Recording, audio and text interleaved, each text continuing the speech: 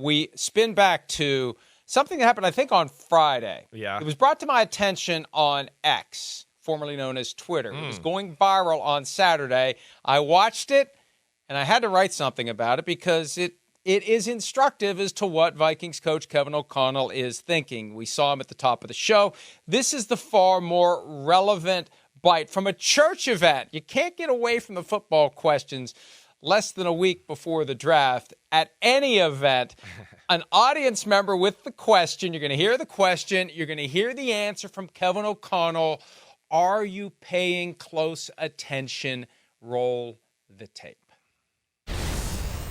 And when you're comparing Drake May to JJ, and when you can see JJ operating in the Harbaugh system, he's got really good feet. He looks really, fine. But then Drake May, the arm talent and the throws and the anticipating windows. How do you sort of compare that and be like, you know what? Even though his feet aren't, exactly how we need him, he could be, say, like a Josh Allen or something. For a couple of years, I've been kind of known as the quarterback killer when it comes to the draft in Egan. So I have had to, in a lot of ways fight off some mistakes from being made, mainly because the evaluation process I go through, I think about the things that are fixable, I think about the things that are coachable, and then you think about the things that, you could coach another 15 years with the player and you might not be able to fix. And I believe the footwork in the lower half of any quarterback can be fixed with the proper coaching and teaching. And ultimately, when you feel like you find that guy, then you got to hope that 31 other teams are complicit in making sure that they can become a Minnesota Viking. But we only need one team to be complicit. And like hopefully Patriots. We find that team and that maybe person's on our your team. Patriots connection at 3. Right? I don't know. I may or may not have sent a nice bouquet of flowers to Robert Kraft the other day, but... Patriots, by the way, drafted Kevin O'Connell way back when. That's where he got his start in the NFL. There's a lot there. There is. And the thing that really jumps out to me, it's kind of odd to hear the phrase killer while he's at a church event. Quarterback killer. Seriously, God is like, wait, the NFL took Sunday, and now we got the faith and life, and they're still talking about football. Faith and life, and he's a quarterback killer. But Chris, it makes me wonder, because they've only been there for 2 years. Yeah. This is draft number 3 for Kwesi Adofo-Mensah and Kevin O'Connell. I wonder how many quarterbacks he had shot down the past couple of years. Right. And it gives us a little window into why Kirk Cousins isn't there anymore. Yeah. I get the feeling from the day Kwesi Adofo-Mensah got there, we got to get another quarterback. We got to get a better quarterback. Remember the comments from July of 2022? Right. Kind of a roundabout slap at Kirk Cousins. Yep. He's not Tom Brady. He's not Patrick Mahomes. And it sounds like Kevin O'Connell has been deflecting opportunities to draft this guy or that guy. Are you serious? You think this guy's better than the guy we got?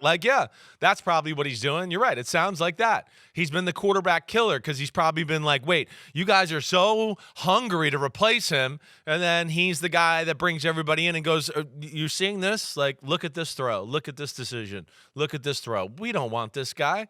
So he's become that guy. Hey, he's a quarterback guru like we've talked about. He's an ex-quarterback. He knows what he's looking for, what he wants, right? And that's what he said there. It's interesting. Again, for them to say only one team, I mean, that just tells you it all right there. They're trying to trade up, period. That's the first thing you can glean from that. The second thing is, hey, when he talks about that mechanical stuff, what is he really saying there, right? I don't know. You could take it both ways. I could take it like, ooh, he thinks he can fix a guy like Drake May, and I could also take it like, yeah, you could fix people's feet, but Drake May has the other part, too, that you're not sure can be fixed if you're with him for 15 years. There's some upper body mechanics and things within the motion and how he takes the ball away that are odd and weird that I go are not conducive to being a consistent, great thrower of the football. So it's like that part of it, I didn't know what. I know you took it on text like, oh, you think he can fix May. I kind of took it when I first saw it to go, he sees things in May that he doesn't think he can fix, and it's not going to be him. So, again, I don't know, and I have no inside feel or, knowledge of what the Vikings want or like in this situation. The question becomes what mechanical problems can and can't be fixed. He's confident he can deal with footwork and lower half of any quarterback. He believes the footwork and lower half can be fixed. The upper half, and this has me doing flashbacks to 2010 when Tim Tebow was coming out in the draft and you were still in the NFL.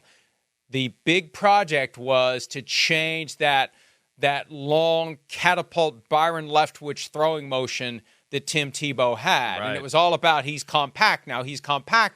And yeah, he's compact, but what happens when he goes out into a game? He's going to do what he's always done. Right. He's got thousands of reps where no one ever fixed his elongated throwing motion that is going to result in interception after interception and misthrow after misthrow at the NFL level.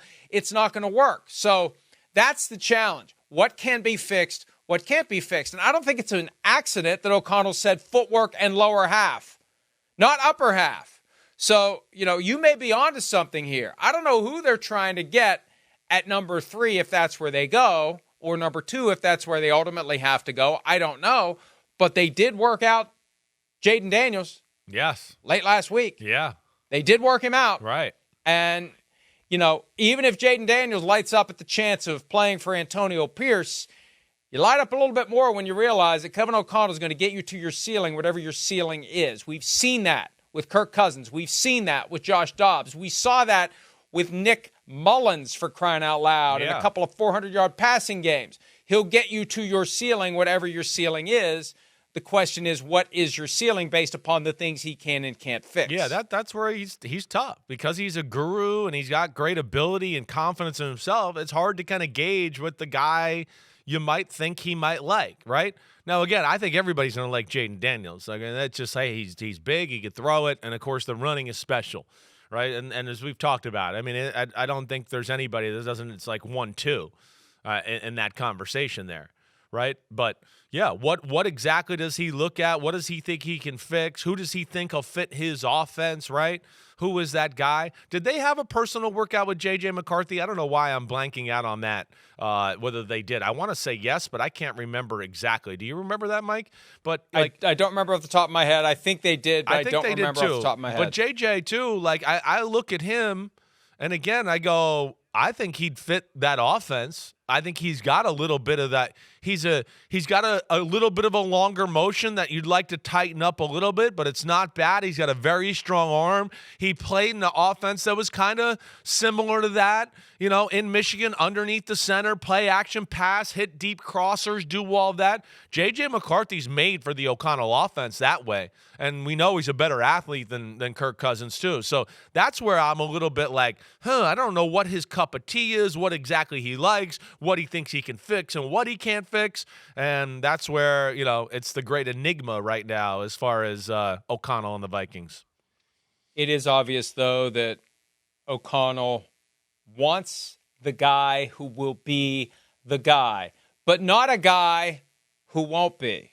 That's where it gets interesting. If they can't trade up to get whoever O'Connell views as truly special, what happens? And does he get overruled at some point and they trade up for somebody that he really doesn't think is sufficiently good enough because somebody above him in the organization says, we're confident you'll turn this guy into a franchise quarterback. You might not think so. We think so. This is the guy we're taking. This is the guy we need. It can't be Sam Darnold for a year. This is our chance to get a difference maker. So you may not be a Michael Penix Jr. fan, but that's who we're going to trade up to get, if that's what it is.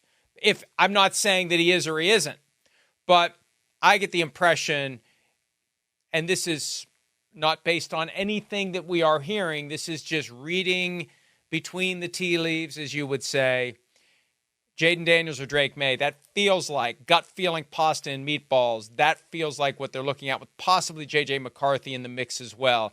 And I just wonder, as Kevin O'Connell was saying the things he was saying, did he realize it's going to end up being out? You need to look, pro tip, any coach, any GM, anything you say into a microphone can and will be used against you. If it can be used against you, it's going to get out there. And the more interesting it is, the more inevitable it is that it's going to get out there, especially in a situation like this. So don't get too loose with your thoughts because of the context. Even though it's not a press conference, the press is going to catch wind of it, like they did with this, and then it becomes a big deal. How's it not a big deal? How can you ignore that? How can you look the other way on it? Oh, it's tipping the Vikings' hand. Well, you shouldn't have pulled your cards away from your vest under any circumstances. Don't show your cards to anyone, anywhere, any place, anytime. Hi, it's Mike Florio. Thanks for watching PFT on YouTube. Hit subscribe for the latest news and analysis from Pro Football Talk.